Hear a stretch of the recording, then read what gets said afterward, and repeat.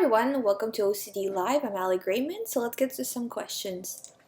Okay, so the question I have here is about sexual obsessions and also kind of religious obsessions as well, but all within that same theme of thinking something inappropriate and being afraid, say for example, to get close to people because you're afraid of doing something inappropriate.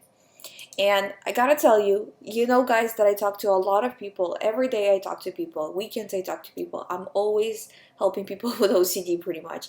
And this is very, very common. So there's nothing here to be afraid of. I know it seems like a very scary type of OCD, but honestly, they're just thoughts. And because you find this specific topic of sexual OCD so frightening, that is the only reason why you're getting those thoughts. The only reason. So, and I've talked to so many people who had this similar type of thought. There's nothing here that's scary. This is very, very common type of OCD. And the less you feel like you're the only one, like you're a bad person, all of this stuff, the more control you'll get back. Because that's what keeps you there thinking about this stuff, is that, or these thoughts like coming into your mind, is that you keep getting scared every time you get it. If you react with indifference, like, oh, there's my usual thought, I know it seems like a scary thought, but it's just your usual OCD theme, To other people, say getting an incurable disease is just as scary, but because they're focused on that and not on this, they're getting those thoughts and not these. Because you're not going to, with OCD, you're only going to get the thoughts that bother you the most. So if those thoughts are not, like if say for example, sexual thoughts are not bothering you as much as say like getting an incurable disease type of thoughts, then you will get the ones that bother you the most. So you won't get the sexual stuff, you'll get the incurable disease stuff, and vice versa. So it just depends on what is the most kind of precious to you right now, like what is the more valuable thing to you, what can cause the most damage if it was true in your mind, according to your values. So if the sexual OCD is the worst one to you, that's the one you are going to get. That is the only thing that makes you have these types of thoughts rather than some other types of thoughts. So it doesn't really make a difference, and just don't pay too much attention to this stuff, because the more attention you pay, the more thoughts you're gonna get. Okay? And then also what you were saying about the compulsions is a lot of the times, and what you were saying in the email as well, that when you have these types of thoughts, you will be scared to get close to people. And that can start a lot of avoidance behaviors and compulsive behaviors, right? So the more you do these behaviors, the worse your OCD will get. And I know that when you do ERP for this, right, the exposure and response prevention, which is the common method of dealing with OCD, right, and the one that really works, which is facing the exposure but refusing the response. So exposure and response prevention. You're exposing yourself to what scares you, and at the same time you're preventing the response. How would that work with sexual OCD? Okay, let's see what your compulsions and avoidance patterns and reassurance patterns are. Those are usually involving staying way away from anything that could be deemed sexual, right? And the more you do these, the worse you will feel. So what you have to do is just act like everybody else is acting. Is somebody asking you for a hug? Give them a hug. If somebody's coming closer to you to talk to you, don't start to like go backwards so you're more than a touch length away from them type of idea. Because all of these things will only make the situation worse when you do them, okay? So expose yourself to a real normal life situation, right? Everybody does this, right? Everybody talks to people, everybody gives hugs. This is a common situation. There's nothing scary here. So you need to show that to your mind that you're not scared, because the more you show your mind that oh, you can't do this and you can't do that and this is scary and this is dangerous, your mind starts to create a situation where it thinks that this type of stuff is dangerous to you, to your life, right? So it starts to send you more thoughts. So that's why it's very, very important for you to not give in to the temptation to seek reassurance in this way, in this way of compulsions or avoidance, because that's all reassurance, right? Avoidance is a reassurance just paid forward. You're reassuring your safety by avoiding the situation, right? And same with compulsions, right? So face the situation as anybody else who doesn't have this OCD would. And then afterwards, it's going to send you thoughts. Well, what if you touch this person? Or what if you did something inappropriate? Or what if you said something inappropriate? So at this point, what you have to say is, this is my OCD. I'm not dealing with this. I've had this thought a million times before. It can't all be true, because if it was all true, you'd be in jail by now, right? Somebody would report you. So it can't all be true, so that means none of it is true. And then just moving along like that. And the more you do these normal everyday things, the less your mind will view this as important, and in turn, the less your mind will send you this types of thoughts. And if you guys are listening and you have different types of OCD, it works pretty much the same with all types of OCD the same way. That the more exposures you do, the less fear you're going to get, and the more rational you're going to view these thoughts. You know, and by rational, I mean that you're not going to get these scary thoughts anymore. You're going to get a thought, then you're going to think, oh, that's a silly thought, or you won't get the thought at all. For a while, it doesn't work right away though. When you start to do exposures, at first, what your mind is going to do is it's going to send you all kinds of thoughts, because you're exposing yourself to the situation that you fear. Okay? So it's going to try to send you all the thoughts, because it thinks it's almost like if all your life you were telling your mind, okay, I can't cross the street on the red light. This is very dangerous. I could get hit by a car. And then all of a sudden you start to cross the street on the red light. You know, your mind's going to freak out and say, what are you doing? This is very scary. You could die. And it's going to send you all kinds of thoughts and just really get your anxiety going. This is part of the recovery process. But if you cross the street on the red light over and over and over again, say 20 times, then after a while, you won't feel that fear anymore, you know? And this is why it's important to deal with this like that with OCD, because you know, logically, you know that this can't all be true, that, you know, these situations are not real, that these thoughts are not real, right? That they're not you, these thoughts. And that's another important point, that they're auto-generated for you to react.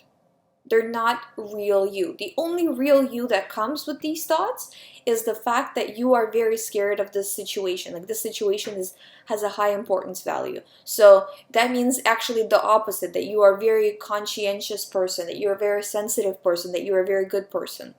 Because bad people don't worry about this stuff. Bad people don't worry about being bad. You know? Good people, very good people worry about being bad if they have OCD, right? But bad people don't worry. It's a different mentality altogether, you know?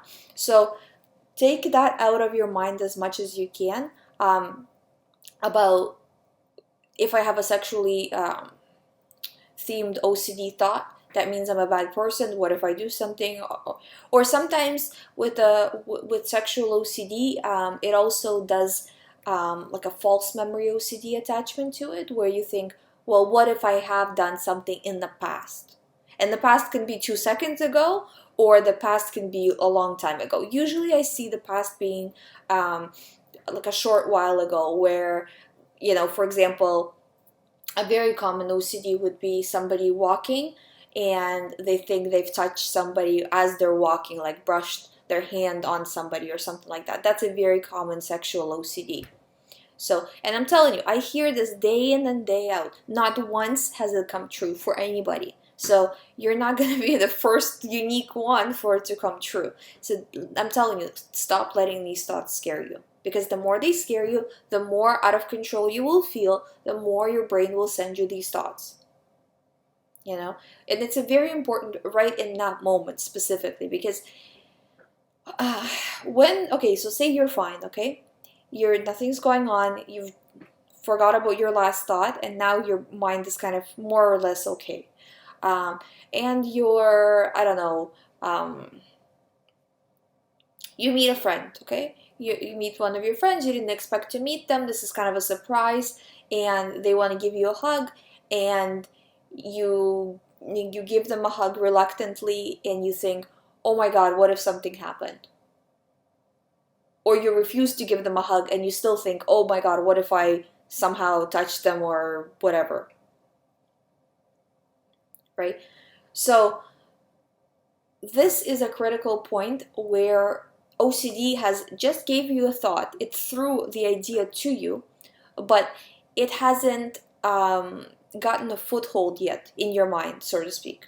So this is kind of the start of a new obsession, and this is where you can really squish it and say, you know what, no more, I'm not dealing with this, I'm moving on, and really, focus all of your being on refocusing away from this situation. So to something else, doesn't matter what it is, but get your mind active. And the best thing to do is not to be alone, because if you're by yourself, it's very hard to refocus because your mind will always be drifting to it. But if you're around people and people are talking to you, or you have a task to do or something like that, it's much more difficult for you to focus on the thought, and then it gets kind of forgotten over the course of the day.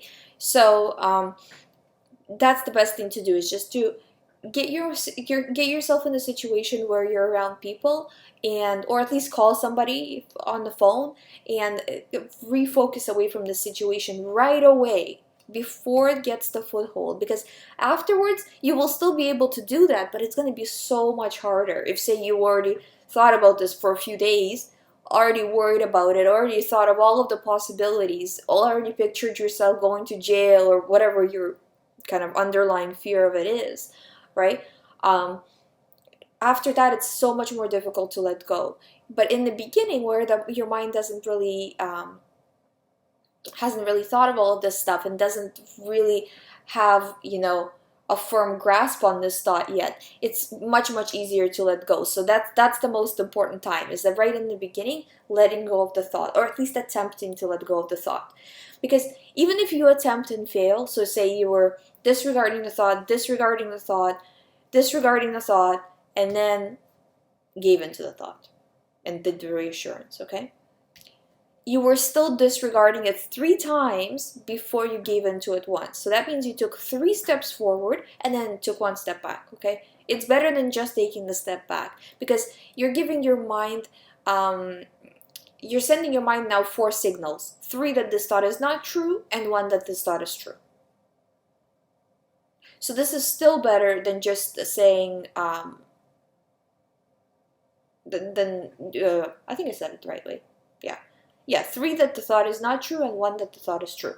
So you just have to really keep doing that, and then that's what progresses you forward. Because like I said in the other shows, you're only trying to get from point A in your mind to point B. Point A being that your mind has been conditioned from before, when you were doing reassurance, that the thought is true and the thought is dangerous, or it could be true and it could be dangerous, to point B, when your mind thinks, okay, apparently it's not true, apparently it's not dangerous, I have to move on from this. So, because there's a big difference between you yourself logically knowing that the thought is true and you need to move on, and your mind, the computer, which is your mind, understanding it on a subconscious level and moving on. So the neural pathways have to change, and that's the big thing. And actually in scans, they see that the neural pathways start to change once people do this therapy. So this is not all in your head or whatever, metaphysical, not really existing in real life. There's actually physical processes happening when you do this. But you do have to do this. And also, I find that with exposures, it's good to do them in a row, because then you get a little bit of a momentum going. So say if you do 1 exposure a week, you lose that momentum. You forget how brave you were, say, 5 days ago, when you did the exposure, and, I don't know, you talked to somebody standing closer to them, or you gave somebody a hug, or you shook somebody's hand or something like that. But if you do these exposures on daily basis, well, don't hug people just randomly on purpose, because, that's not good behavior either, right? That's not average behavior. But as much as you can possibly do these exposures, do them, and that way you get momentum and your mind gets more examples that this thought is not true. Because in the beginning, you told your mind that this thought is true again and again and again, okay? So now you have to undo that and say, this thought is not true, again and again and again. And how many agains? I don't know. How many times did you say that it was true, right? So that was quite a few times. So now we have to, you don't have to do the exact amount of times, but you have to, do a significant amount so your mind can see, okay, there's nothing here. It's just like I said, just like crossing the street on the red light, that you do it once, twice, 3 times. After about 10 times, your mind will start to get it that, nothing is happening. You haven't been run over, so nothing's going on, right? So it's the same thing with this. But if you start to do the reassurance and shy away from these situations and avoid, you're really kind of digging yourself deeper in. And, I got to tell you that this kind of recovery is the only one that I really see working, okay? And in my recovery program, what I do is I help people do these exposures. So I'm always basically a chat or a phone call away, so they can get me within minutes, really, usually, of doing the exposure. But they do exposures because you have to. How else are you gonna recover? If you keep doing exposure is nothing more than just doing an average person's behavior. You're not doing anything abnormal. You're not doing anything scary. You're not doing anything bad. You're just doing what everybody else already does, right? But when you do the compulsion, you're doing the opposite. You're shying away from the situation. You're sending your mind wrong signals that this is scary, and so on and so forth. So as soon as you start to let go of that, and you will see improvement. Okay, and then now let's talk about what improvement for this type of OCD looks like. So stage 1 is you're gonna get a lot of thoughts, and this stage usually lasts, if you are really good at the recovery, about a week, and if you didn't have it for too long, about a week. If you had it a little longer and you're kind of average at the recovery, about a month, okay? And this stage is the hardest stage of all the recovery stages. After you finish this one, everything else is easy, okay? But this one is hard because your mind is, just like we were saying, crossing the street on the red light, it's going to send you so many thoughts. So many thoughts. And sometimes they'll get really kind of bizarre because eventually it's going to run out of material. It can only send you so many thoughts that make sense. Eventually it just start sending you thoughts that don't even make sense when you start to kind of look into them, which you shouldn't be doing anyways, but you'll be able to kind of see right away, like, wow, that doesn't even make sense. That's what people tell me all the time. It's like, it doesn't even make sense. Why am I getting these thoughts? Well, the reason you're getting these thoughts is because your mind is just trying to come up with anything to get you to react with fear. Because your mind is not your enemy, okay? I know it feels like it is, but it's not. All it's trying to do is protect you. So it's sending you all kinds of bizarre thoughts in order to get you to react with fear, because it equates your fear and you protecting yourself with reassurance to safety. So if you're getting reassurance, you're seeking safety, basically. So, and it likes that. You don't like that, but it likes that because that's preservation of the body, preservation of the self, which is the computer, which is the mind's job, is to preserve the person, to help the person survive. So that's why that mechanism is very important. But it's just the mechanism is wrong because you've been telling it that this situation, which is purely normal situation, right, is dangerous. So, so now we're just undoing that, basically. So in the beginning, it's going to send you all kinds of bizarre thoughts. Get used to it, but your anxiety should be lower. And the reason it's going to be lower is because even though you're getting more thoughts throughout the day, say before you were getting 1 or 2 thoughts, and now you're getting 10 thoughts a day. The good thing about it is because they're switching so fast on you, your anxiety will not have a chance to go up that much. So say, for example, you were getting 2 thoughts a day with the level of anxiety of 10 out of 10. So the highest anxiety possible, just kind of knocks you off your feet anxiety, okay? Now you're getting 10 thoughts a day, but the anxiety level overall is about a 6 or a 7. So yeah, you're getting more thoughts, but you generally are starting to feel better because you're just seeing them switch in your head. But at the same time, you're not as stressed. You might feel more stressed just because you're having a lot of thoughts, so it's from one to another to another to another, but the anxiety will be lower.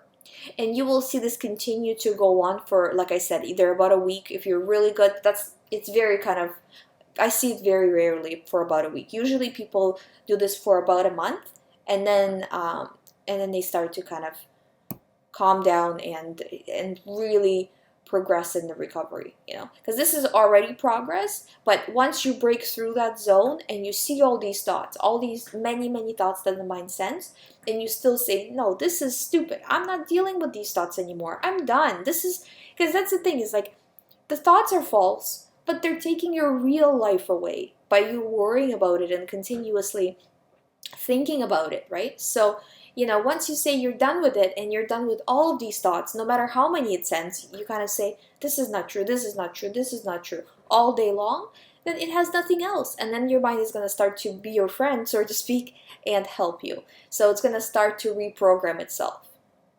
And that first stage is just the beginning of that. So you just have to survive the first stage, and then you will see that it gets better and better and better after that.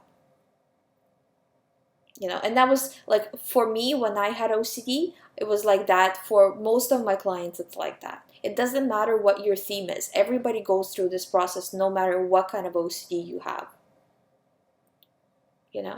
So know that you're gonna get more thoughts. Know that you can't react to any of these thoughts, because it's like your mind is testing you too, that it's going to send you these thoughts and see how you're reacting. If you're reacting with fear, that stage is going to last way longer, and it's going to keep going endlessly until you start to disregard the thoughts. So your number one job in OCD recovery, whether from like sexual OCD, religious OCD, or any other kind of OCD, is to disregard the thoughts and not be scared by them. Because I'm telling you, nobody's really normal.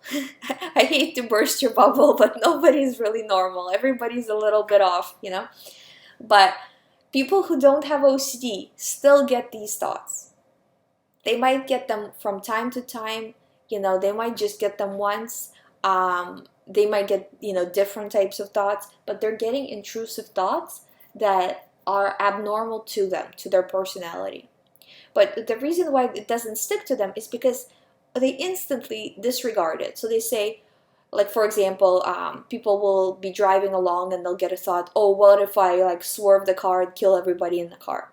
And then they'll think, oh, that's a silly thought. That doesn't, I wouldn't do that. And they just move on with their life. A person with OCD will be like, what does it all mean? Does it mean I'm a bad person? Oh my God, I must be a bad person, because why would I get this type of thought? And try to examine themselves, and and the mind sees that, and the mind says, so you think this is important, so you think you're a bad person, so you think that this could happen. I better send you more of these thoughts to make sure I can preserve you, preserve the body, right? And that's how OCD starts. So yeah, and I'm glad you feel motivated. It's good. I'm just reading the chat here. And the way you can tell if what's normal, because that's another question I get asked very often, is look at the person who is close to you, okay? So pick somebody who's in your immediate circle, and say, okay, for example, I don't know, one of your family members. How would they handle this situation? Would they give this person a hug? Would they shake their hand? If they would, then you should, okay? If they wouldn't, then you shouldn't. And that's how you can tell what's normal and what's not. And that goes for any type of OCD. If you have like hand washing OCD, you can even ask the persons and say, listen, because I'm suffering from OCD, I'm sure they know about it already, right? So is it okay if I ask you how you would handle this situation. But this has to be without seeking reassurance, because if you're seeking reassurance from it and you're asking, well, is this a big deal? Am I going to go to jail? Am I a bad person? Why would I, this is not good.